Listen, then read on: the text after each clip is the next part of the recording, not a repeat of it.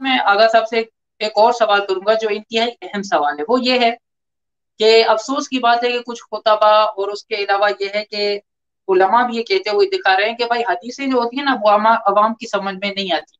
अवाम जो है वो जाहिल हैं, और अल्लाह के साहब ने भी ये कहा कि आप अवाम को गधे समझते हैं। यानी इस कदर सख्त जुबान, क्या अवाम गधे हैं? अवाम को तकलीफ जो है वो हदीस समझ में ही नहीं आती। तलबुल इल्म फरीदतुन अला कुल्ली मुस्लिमिन व मुस्लिमा, के इल्म का हासिल करना हर मुसलमान मर्द और औरत पर फर्ज है। क्या सामीन नाज़रीन आपको समझ में नहीं आ रही? वाज़ेह समझ में आ गई। अल हसन वल हुसैन सय्यदा शबाबी अहलिल जन्नह, समझ में आ गई, भाई जन्नत के जवानों के सरदार हैं। तो आप लोग ये क्यों कहते हैं कि हदीस अवाम की समझ से बाला तर है और इसमें बहुत बड़ी एक रॉकेट साइंस है, नहीं समझ में आ सकती? ये क्या नजरिया है आपका? जी बिल्कुल। हम ये जो जब जुमला कहते हैं ना कि हदीस समझ नहीं आती, तो ये इस जुमले के ये मतलब नहीं होता कि आप किसी के सामने हदीस की शरह करेंगे, हदीस का तर्जमा बयान करेंगे तो उसको समझ नहीं आएगी। ठीक है, उसको समझ आ जाएगी। आप उर्दू जबान में से बयान कर रहे हैं, जिस तरह आपने हदीसों की मिसालें दी हैं, समझ उसे आ जाएगी। समझ आने के बाद एक अगला मरला क्या होता है, एंड का मरला होता है, जिसे हम कहते हैं मुकम्मल समझ आना, और उससे हुक्म शरी क्या है निकाल लेना और हुक्म शरी अपना मालूम कर लेना। हम कहते हैं ये जो एंड वाला मरला है ना, कि हुक्म शरी उससे मालूम कर लेना, हुक्म शरी निकाल लेना, ये अवाम के बस की बात नहीं है। इसके लिए बाकायदा आपको बाकी हदीस को भी देखना पड़ेगा। उनका आपस में अगर टकराव है तो फिर वो रावियों को भी देखना पड़ेगा, क्योंकि इमाम ने सामने फरमाया था कि अगर हदीस में टकराव हो जाता है तो आप उनमें से जो आदल और अफका होगा उसकी आप बात को ले लेंगे, दूसरी की बात को छोड़ देंगे। ठीक है, इसी तरीके से ये भी फरमाया था कि जो सिकात होंगे उनकी बात को लेंगे। इसी तरीके से ये भी फरमाया था कि जिसकी जो जो हदीस कुरान और सुन्नत कतिया के मुताबिक होगी उसको ले लेंगे, बाकी को छोड़ देंगे। ठीक है, तो ये जो, यानी मैं आसान जुमला करूं कि हदीस का तर्जमा और तशरीह समझ सकती है आवाम। हम कभी नहीं कहते कि आवाम जो है वो हदीस समझ नहीं सकती, हदीस की तशरीह नहीं कर सकती, सब कुछ समझ सकती है। लेकिन हदीस से हुक्म शरी का निकाल लेना, जिसको हम अपने इस्लाम में क्या कहते हैं, इस्तिंबात कहते हैं, कि कुरान मजीद की आयात और हदीस को जोड़ के वहां से आप अपना शरी मसला निकाल लें।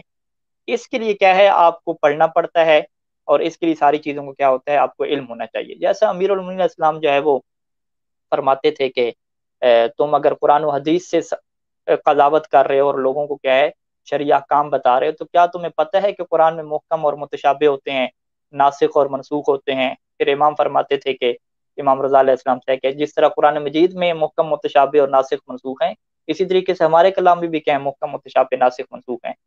तो यानी अब एक बंदा परेशान हो जाता है कि यानी क्या मतलब कि यानी मुझे एक शरई हुक्म को निकालने के लिए मुझे जो है वो पूरे कुरान से क्या गुजरना पड़ेगा, और एक हदीस जो है वो उससे मैं नहीं समझ सकता और बाकी हदीसों को भी उसके साथ रखना पड़ेगा। हम कहेंगे बिल्कुल यही बात है। ये बात नहीं है कि जिस तरह अवाम ने ये सोचा हुआ है कि भाई जिस तरह जो है वो तोज़ी अल मसाइल और गुस्ल करने का तरीका, मैयत को कैसे एहराम क्या नाम है कफन पहनाना है, कैसे हुनूत करना है, ये आसान तरीके से फुकाहा ने लिख के दे दिया। तो वो ये समझते हैं कि शायद जो है वो अहादीस में भी इस तरीके से लिखा हुआ है आराम से, यानी इमाम अलैहिस्सलाम ने तोज़ी अल मसाइल क्या लिख दी है, तो वो तोज़ी अल मसाइल आसानी से लिखी हुई है। तो अब ये जो लोग हैं ना, तोज़ी अल मसाइल को छुपाया हुआ है इमाम की, वो लोगों को क्या नहीं दे रहे, और लोगों को क्या है उसका खुलासा बता रहे हैं और उसको आसान करके क्या बता रहे हैं। तो ऐसी बात नहीं है। इमाम अलैहिस्सलाम ने अपनी जिंदगी में कोई तौजीह मसाइल नहीं लिखवाई कि जो आसान हो। सारे रावी सवाल करते थे, उनके जवाब देते थे, और बहुत सारे रावियों को जब जवाब देते थे तो उसमें वो हालात को देखना पड़ता था कि कहीं इनकी जान का खतरा तो नहीं है, कहीं हम इनको बयान करेंगे तो ये आगे जाके बयान करेंगे कि हम मौला से तालीम लेते हैं और इस तरह इनकी जान के लिए मसला बन जाएगा। तकिए का मवारद होता था। खुद इमाम अलैहिस्सलाम बात का इख्तलाफ डालते थे ताकि इनकी क्या जान महफूज हो जाए। इस तरह के क्या बहुत सारे मवारद होते थे। तो अब जब आप रवायत लेकर आ रहे हैं तो आप कहते हैं यार रवायत का मुझे तर्जमा तो समझ आ रहा है, मुझे तशरीह तो समझ आ रही है। हम कह रहे हैं वो चीज समझ आ रही है, लेकिन एंड पे जब आप नतीजा दोगे तो नतीजा देने के लिए आपको बाकी रवायात को भी देखना है, बाकी आयात को अच्छा। भी आपको देखना है। जब आयात तो और रवायात को देखना है तो अब कुरान मजीद तो चले मुतवातिर हो गया, सुन्नी शिया सब इसे मानते हैं, इसमें कोई इख्तलाफ नहीं है। जब अब रवायात में आते हैं तो रवायात में तो भाई तहरीफ से भी पाक नहीं है, रवायात में तो तहरीफ भी हो सकती है। रवायात के जो मुहद्दिसीन हैं वो गैर मासूम है, और बहुत सारी किताबें ऐसी हैं तो वो बाकायदा बहस होती है कि क्या ये किताब की निस्बत इसके मुसन्निफ की तरफ भी साबित है या साबित नहीं है। ठीक है, बाज का निस्बत मशकूक हो जाती है। अब उस किताब को हमने लेना है या नहीं लेना, ये मुश्किलात आती हैं। फिर खुद जो मुहद्दिसीन ने अपनी अपनी किताबें जमा की, मरहूम कुलैनी ने अहादीस जमा की, तो उन्होंने कहा कि मैं खुद देख रहा हूँ कि जो हदीसें मुझे कुरान के मुताबिक लग रही हैं या जो हदीसें क्या है सुन्नत क़तिया के मुताबिक लग रही हैं वो फ़कत मैं लिखूंगा और वो दुरुस्त होंगी। ठीक है, शेख सदूक रहमान ने कहा कि जी मैं फ़कत वही हदीसें लिखूंगा जिनको मैं दुरुस्त मानता हूँ, बाकी मैं लिखूंगा ही नहीं। यानी हर मुहद्दिस ने जो अपनी उनकी फहम थी, अपनी जो उनकी तहकीक थी, उसके मुताबिक हदीसें जमा की हैं। और बाज़ का तो आपको ऐसी आगा हदीसें साहब, मिलेंगी कि जो एक मुहद्दिस आगा ने लिखी साहब, हैं दूसरे ने हमें लिखी। हमें आप एक जुमले में बताएं, तकलीद अवाम नहीं समझ सकती, क्यों नहीं समझ सकती? सिर्फ वो तकरीबन रीजन बता हदीस दें, वो हदीस क्या रीजन, हदीस उससे हदीस मुराद आपकी क्या है, वो सिर्फ मुराद बता दे एक जुमले में कि ये हमारी मुराद है, वो बताएं, यानी मुराद क्या अवाम, है आपकी? हाँ अवाम अहादीस से, हदीस नहीं जमा लगा दें, अवाम तमाम अहादीस और कुरान मजीद की आयात से हुक्म शरी नहीं निकाल सकती, ये मतलब है। अब मैं समझा, यानी आप लोग ये कहना चाह रहे हैं कि अवाम हदीस नहीं समझ सकती, यानी उनसे शरई अहकाम नहीं निकाल सकती, ये आप कहना चाह रहे हैं? हाँ, शरी ये अहकाम आपका नहीं निकाल मतलब? सकती, एंड एंड नतीजा नहीं निकाल सकती, जिससे हम क्या कहते हैं, तहकीक कहते हैं। अच्छा, अच्छा। आगा साहब, अगर ये मसला है तो देखें, वो जो मुत्तफकुन अलैह मसलन कुछ चीजें होती हैं, तारुज नहीं होता जब टकरा नहीं रही होती हैं अहादीस, जो वैसे अहादीस होती हैं जो तारुज में नहीं होती, तो उनसे तो अवाम निकाल सकती हैं हुक्म, या उनसे भी नहीं निकाल सकती? हाँ, नहीं मुतवातिर देखें, जो चीजें मुतवातिर हैं, ठीक है, ये तो सैयद सिस्तानी दामजुल आली ने मिनहाजुस सालिहीन के जो पहला मसला है उसमें उन्होंने ये बात लिखी है कि जो यकीनी चीजें होती हैं, मुतवातिर होती हैं, तो उसमें तो कोई तकलीद होती नहीं है।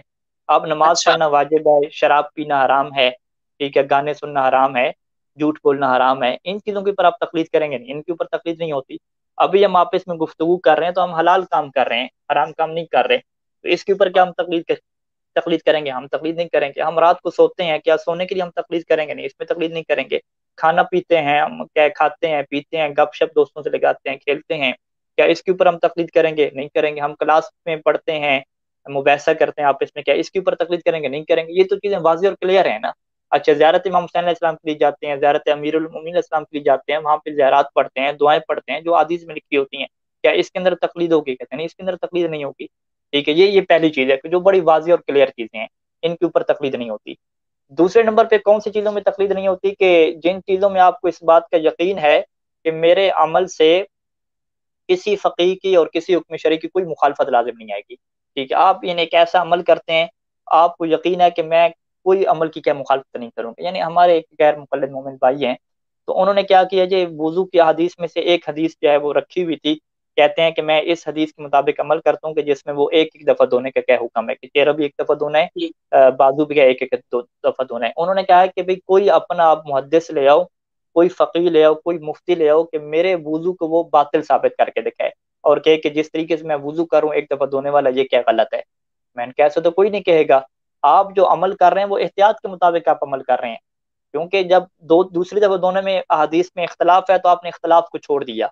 आपने कहा कम अज कम जो इत्तेफाकी तौर पे मुहद्दिसीन समझ रहे हैं, फुकहा समझ रहे हैं कि एक दफा तो दोनों वाजिब है ना, इससे वुजू हो जाता है, आपने उस चीज को ले लिया। जब आपने उस चीज को ले लिया तो इसे हम क्या कहते हैं, एहतियात करना कहते हैं। पहले मरले पे इज्तिहाद हो गया, दूसरे नंबर पे तकलीद होगी, तीसरे नंबर पे क्या होगी, एहतियात होगी। तो आप माशाल्लाह एहतियात पे अमल कर रहे हैं, यानी आपको यकीन है कि आपके अमल से कोई शरीयत की मुखालफत मुखालफत लाजिम नहीं आ रही, तो यहाँ पर भी तकलीद नहीं होगी। ठीक है, जिस तरीके से हम ये एक और मिसाल भी देते हैं कि नमाज के अंदर तशहुद में आपने शहादत सालसा पढ़नी है या नहीं पढ़नी, वो कहा कि इख्तलाफ हो गया, कोई वाजिब तो नहीं कह रहा ना, कोई कह रहा है बातिल है, कोई कह रहा है मुस्ताहब है, कोई कह रहा है मुबाह है, अगरचे शाद नजरियात हैं मुस्ताहब कहने वाले से। ठीक है, तो बहरहाल जो भी है, एक बंदा एहतियात करता है, वो एहतियात कैसे करता है, वो कहते हैं चले मैं नहीं पढ़ता, ठीक है नहीं पढ़ूंगा, कम अज कम कोई बातिल तो नहीं कहेगा मेरी नमाज को। हम्म। तो जब नहीं पढ़ेगा तो कोई बातिल इसको नहीं कहेगा, तो ये अमल कौन सा एहतियात के मुताबिक है। यानी इसने एक ऐसे तरीके से नमाज पढ़ी है कि इससे 100% यकीन है कि मेरे अमल से जो है वो मुझे कम अज कम इत्मीनान है कि कोई शरीयत के हुक्म की मुखालफत लाजिम नहीं आई। ठीक है, अब वो ये कहता रहे कि ठीक है मैं इसे मुस्ताहब समझता हूँ, ये समझता हूँ कि पढ़ेंगे तो नमाज बातें नहीं होगी, लेकिन मैं नहीं पढ़ रहा। अभी क्यों नहीं पढ़ रहा? ताकि अमल एक ऐसा हो जाए कि कम अज कम 100% यकीन हो जाए कि ये अमल क्या बातिल नहीं है। तो ये वो मवारद हैं कि जहाँ पे इंसान को यकीन होता है कि मेरे अमल से शरीयत के हुक्म की खिलाफवर्जी लाजिम नहीं है, कि तो यहाँ पर भी तकलीद नहीं होती। तो अगर हम वुजू एक दफा कर रहे हैं, नमाज हम मशहूर तरीके के मुताबिक पढ़ रहे हैं, तो इसमें भी तकलीद क्या नहीं होगी? फिर तकलीद होगी कहाँ पे? तकलीद उन चंद एक मवारद में होगी कि जहाँ पे रवायात का शदीद इख्तलाफ है, मुहद्दिसीन का उनके समझने में इख्तलाफ है, फुकहा का उनके समझने में इख्तलाफ है, एक ऐसी मंजिल कि जिस मंजिल पे आके जो बंदा तहकीक नहीं करता, एक आम इंसान है, वो उसको समझ नहीं सकता। यानी फिर मैं दोबारा जुमला चेंज कर लूँ, मैं ये नहीं कह रहा कि हदीस नहीं समझ सकता, मैं ये कह रहा हूँ कि पूरी अहादीस का इख्तलाफ समझ के आखिरी रिजल्ट निकालना, हुक्म शरी मालूम हम्म। करना, वो ये नहीं कर हुक्म सकता। शरी नहीं जब निकल वो, सकता। हाँ, हुक्म शरी नहीं निकाल सकता।